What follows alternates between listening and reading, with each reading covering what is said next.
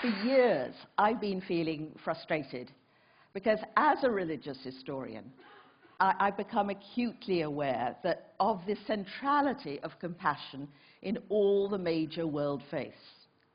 Every single one of them has evolved their own version of what's been called the Golden Rule. Sometimes it comes in a positive version. Always treat all others as you'd like to be treated yourself. And equally important is the negative version.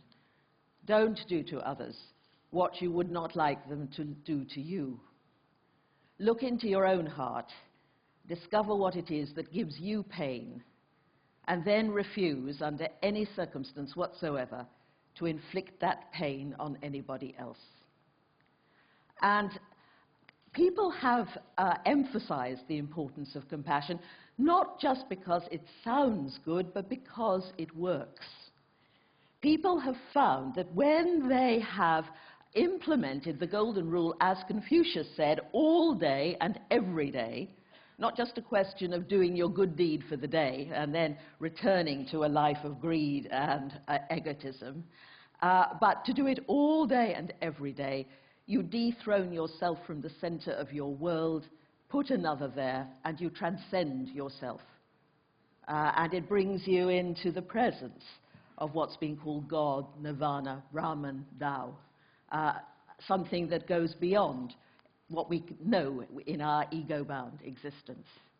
But you know, you'd never know it a lot of the time that this was so central to the religious life, because with a few wonderful exceptions, very often when religious people come together, religious leaders come together, they're arguing about abstruse doctrines or uttering counsel of hatred or inveighing against homosexuality or something of that sort.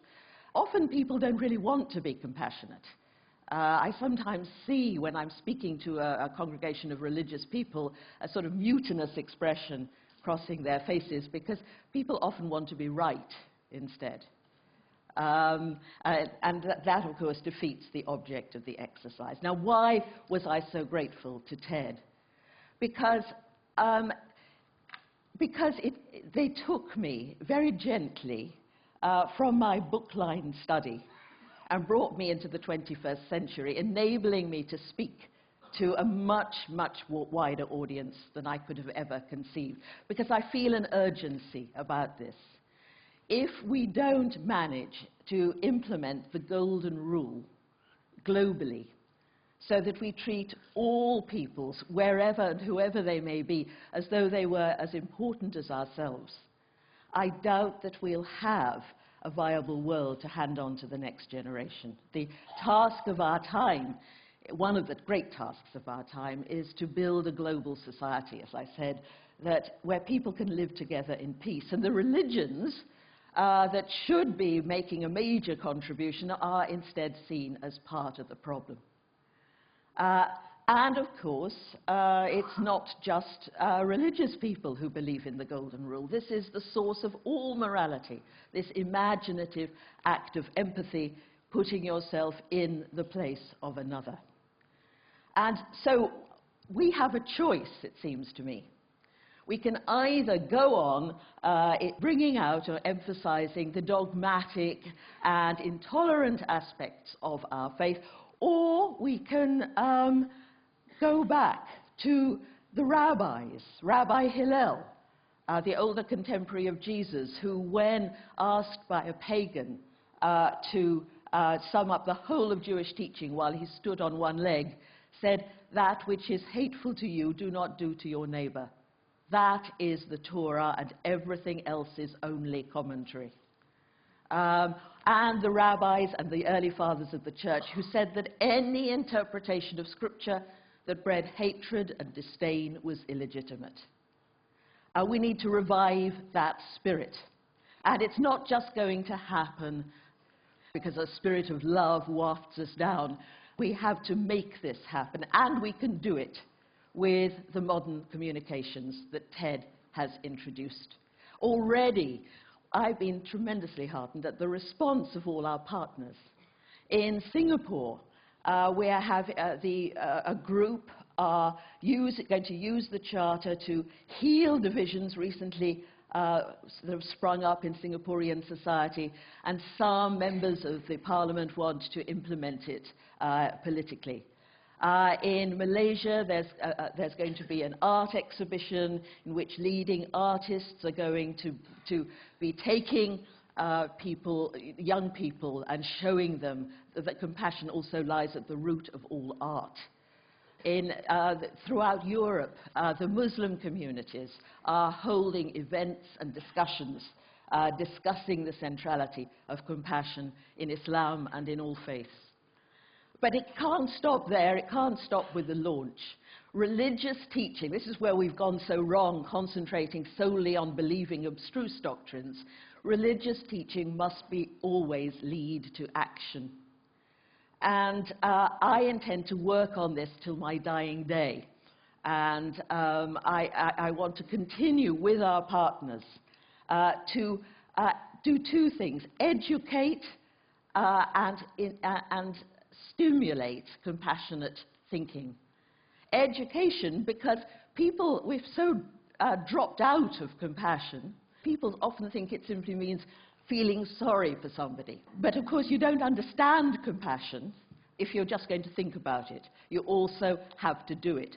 I want them to get the media involved, because the media are crucial in helping to dissolve some of the stereotypical views we have of other people, which are dividing us from one another. Same applies to educators. I'd like youth to get a sense of the dynamism, the dynamic and challenge of a compassionate lifestyle, and also see that it demands acute intelligence, not just a gooey feeling.